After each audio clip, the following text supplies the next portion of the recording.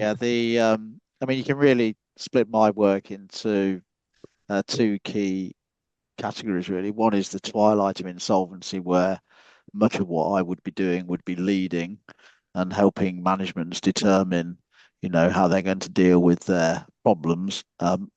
It's depressing to say that in a lot of the situations they are insurmountable, and that largely goes back to the psychology of,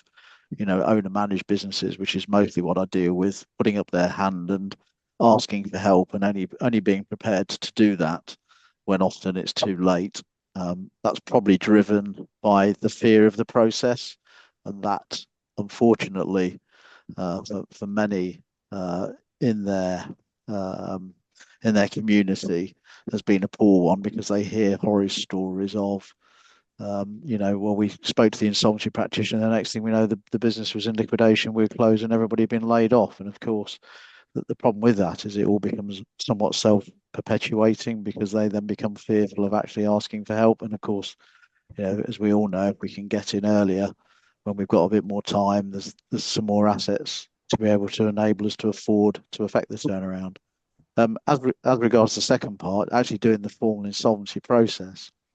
I mean, it is somewhat more formulaic, because you're working towards a statutory